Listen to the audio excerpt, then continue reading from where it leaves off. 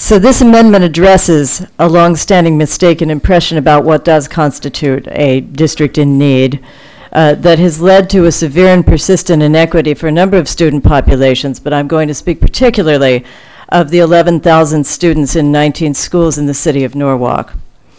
That impression is that because of its property values, Norwalk has a much greater ability to pay for education than it does in reality. The ECS funding formula has never taken into account the huge disparity between Norwalk's property values, which are relatively high because of its location, and its median income, diversity, poverty levels, and student needs, which are very similar to those of mid-sized, less affluent cities in other parts of the state. This means that Norwalk students, as well as others in Stamford and other similar cities and towns that have the same issue, have been deprived for years of their fair share of the state's education funding. While the budget revisions we're debating today do add to the total ECS funding somehow, they don't address the persistent inequities in the base amounts and how they're calculated. This amendment is an attempt to do that. Before I explain it, I'll just say that it would significantly adjust the allocations not only of Norwalk, but also of Stamford and of about 8 other cities and towns across Connecticut. Here is what the amendment does. It provides that the equalized grand list number used to calculate ECS grant allocations shall be reduced by 10% for all towns that are in the highest 25% in terms of equalized net grand list and in the bottom 50% in terms of median household income. Doing this would go a long way toward resolving the ECS funding inequity for a number of towns. In Norwalk and Stamford alone, it would annually improve currently inadequate educational funding by several $millions for more than 25,000 students in just those 2 cities alone. And while this might cause some changes in ECS funding elsewhere in the state, I would submit that these students in Norwalk and Stamford and several other towns deserve as much of a fair shake as any of their counterparts in our larger cities. Therefore, Madam Chair, I move adoption. Yeah, they've already seconded. Any questions or comments on the amendment itself? Representative Orange. Thank you. Yeah. Madam Chair. Representative, a question to you through the chair. Go right ahead, madam. Thank you. I was just wondering here, I don't know quite where my towns that I represent fall. Do you have the ECS formula run so that I can see where my town falls with this? Madam? Thank you, Madam Chair. Representative to Representative Orange through you. We did not do a full run. What I could tell you is the other towns that are in that same situation that I described as Norwalk and Stamford, and I don't know if any of them are yours. If Representative Orange could tell me, Madam Chair, which towns are hers, I can tell her if they're on that list. Representative Orange? Colchester and East Haddam.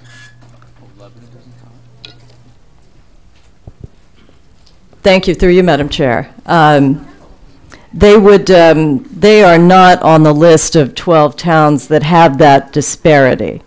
And again, purposely, I don't have the run for the rest of the towns because I think this is really this is a perspective.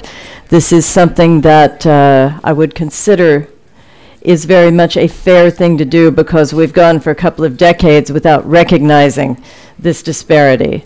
Of course, the ideal situation would be simply to add enough money to the allocation, and we reckon that would be about $26 million, to cover these 12 towns without affecting any of the others. So that would be the ideal, but I don't know that that's possible. Thank you. Representative Fleischman, thank you. Madam Chair? All right, Representative Orange. Yes. Thank you. Just one more thing. Some of my colleagues on this end of the room are asking if, and I agree, if you could read the list. Representative Lavielle. Thank you, Madam Chair. Do you Yes, have a I will. copy? Do you have a copy that we can have made so that I can certainly go arrange ahead. that. You can go ahead and read this. I'll read it for the moment. So those towns would be, and these are the towns that have their net grand list falls in the top 25% of all towns, and their median household income falls in the bottom 50% of all towns. So those would be Norwalk, Stamford, Waterford, Branford, Litchfield, Stonington, Westbrook, Morris, Salisbury, Sharon, Kent, and Cornwall. Sounds like we're in the UK. Thank you. Representative Orange? Thank you. Representative Fleischman? Thank you, Madam Chair. I was going to say I rise to speak in opposition to this amendment, but I'll stay seated in opposition to this amendment. Our good colleague read through that list very quickly, but the reality is that you're talking about some communities with the largest grand lists in the state of Connecticut.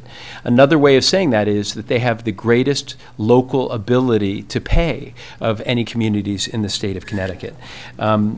We have an education cost-sharing formula that reflects the dictates of the Horton v. Meskill decision. That was a state Supreme Court decision that said we shall set up a formula that equalizes disparities among towns based on their wealth. And the town's wealth is measured by its grand list. So another way of describing this amendment is to say that it artificially reduces the apparent wealth of some of our wealthiest communities by 10%. In order to give them more education cost-sharing funds. That runs directly counter to the dictates of Horton v. Meskill. It runs directly counter to the sort of equity that the governor has showed concern for in the proposal that he put before the General Assembly in February. It runs directly counter to efforts to turn around the schools that most need turning around in the state of Connecticut. Earlier, when we saw a full amendment to this budget, I specifically asked about what type of distribution of education cost sharing was envisioned. I guess we're getting a sense now of the Republican vision for how to distribute education cost sharing formula monies. And I, for one, find it somewhat stunning and will be glad to vote in opposition. Thank you, Madam Chair. Thank you, Representative. Any other? Oh, I'm sorry, Representative Lavielle. Thank you so much, Madam Chair. I appreciate Representative Fleischman's desire to remain seated while expressing his opposition. I would simply say that the remark that this reduces apparent wealth, I would agree that that wealth is strictly apparent. And I think that you could ask either the mayors of Norwalk or Stamford right now, and they would certainly tell you that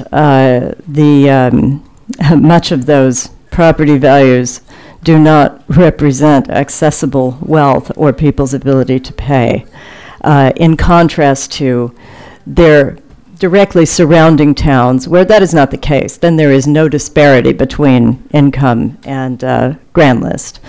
I would suggest even sometime visiting some of the neighborhoods in Norwalk and Stamford to see that. But I will reserve judgment until perhaps that happens. But I did say, as before I introduced this, that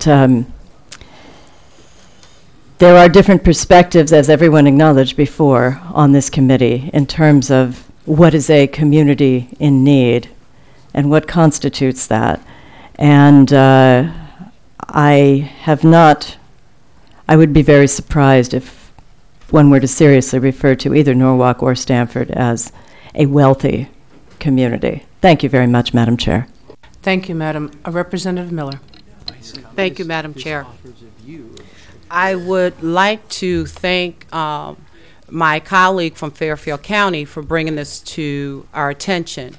I will be voting in oppose to her amendment only because there is a ECS task force who's working very diligently in studying the formula and trying to come up with an equitable formula for all cities, towns and cities.